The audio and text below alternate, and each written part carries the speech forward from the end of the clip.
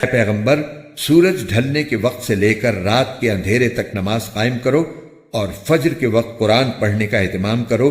یاد رکھو کہ فجر کی تلاوت میں مجمع حاضر ہوتا ہے، اور رات کے کچھ حصے میں تہجد پڑھا کرو جو تمہارے لیے ایک اضافی عبادت ہے۔ امید ہے کہ تمہارا پروردگار تمہیں مقام محمود تک پہنچائے گا، اور یہ دعا کرو کہ یا رب مجھے جہاں داخل فرما اچھائی کے ساتھ داخل فرما، اور جہاں سے نکال اچھائی کے ساتھ نکال، اور مجھے خاص اپنے پاس سے ایسا اقتدار عطا فرما جس کے ساتھ تیری مدد ہو، اور کہو کہ حق آن پہنچا اور باطل مٹ گیا، اور یقیناً باطل ایسی ہی چیز ہے جو مٹنے والی ہے۔ اور ہم وہ قرآن نازل کر رہے ہیں جو مومنوں کے لیے شفا اور رحمت کا سامان ہے، البتہ ظالموں کے حصے میں اس سے نقصان کے سوا کسی اور چیز کا اضافہ نہیں ہوتا۔ جب ہم انسان کو کوئی نعمت دیتے ہیں تو وہ منہ موڑ لیتا ہے اور پہلو بدل لیتا ہے، اور اگر اس کو کوئی برائی چھو جائے تو مایوس ہو بیٹھتا ہے۔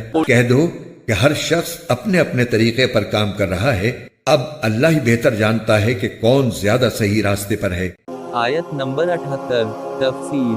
سورج ڈھلنے کے بعد سے رات کے اندھیرے تک ظہر، عصر، مغرب اور عشاء کی 4 نمازوں کی طرف اشارہ ہے، اور فجر کی نماز کا ذکر الگ سے اس لیے فرمایا گیا ہے کہ اس وقت لوگوں کو نماز کے لیے اٹھنا پڑتا ہے، جس میں دوسری نمازوں کے مقابلے میں زیادہ مشقت ہوتی ہے، اس لیے اس کو خاص اہمیت کے ساتھ الگ ذکر فرمایا گیا ہے۔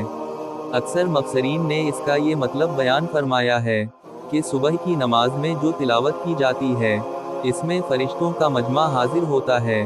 احادیث سے معلوم ہوتا ہے کہ انسانوں کی نگرانی کے لیے جو فرشتے مقرر ہیں وہ باری باری اپنے فرائض انجام دیتے ہیں، چنانچہ ایک جماعت فجر کے وقت آتی ہے جو سارے دن اپنے فرائض انجام دیتی ہے، اور دوسری جماعت شام کو عصر کے وقت آتی ہے۔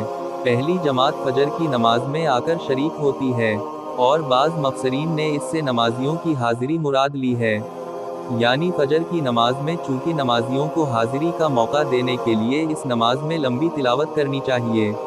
آیت نمبر 79 تفسیر۔ اضافی عبادت کا مطلب بعض مفسرین نے یہ بیان فرمایا ہے کہ یہ نماز حضرت صلی اللہ علیہ وسلم پر اضافی طور پر فرض تھی، عام مسلمانوں کے لیے فرض نہیں تھی، اور بعض مفسرین نے اضافی عبادت کا مطلب یہ لیا ہے کہ وہ دوسرے مسلمانوں کی طرح حضرت صلی اللہ علیہ وسلم کے لیے بھی نفلی عبادت ہے۔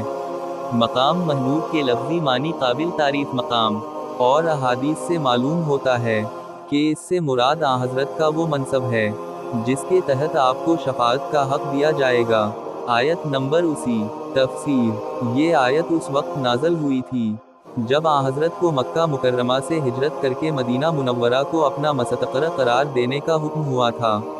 اس وقت آپ کو یہ دعا مانگنے کی تلقین فرمائی گئی تھی، اور اس میں داخل کرنے سے مدینہ منورہ میں داخل کرنا اور نکالنے سے مکہ مکرمہ سے نکالنا مراد ہے، لیکن الفاظ عام ہیں، اس لیے یہ دعا ہر اس موقع پر کی جا سکتی ہے جب کوئی کسی نئی جگہ جانے یا نیا کام شروع کرنے کا ارادہ کر رہا ہو۔ آیت نمبر 81 تفسیر۔ اس آیت کریمہ میں یہ خوشخبری دی گئی ہے کہ حق یعنی اسلام اور مسلمانوں کو غلبہ نصیب ہونے والا ہے، چنانچہ جب حضرت نے مکہ مکرمہ فتح کر لی اور حرم میں داخل ہو کر کعبے میں بنے ہوئے بت گرائے تو اس وقت آپ کی زبان مبارک پر یہی آیات تھیں۔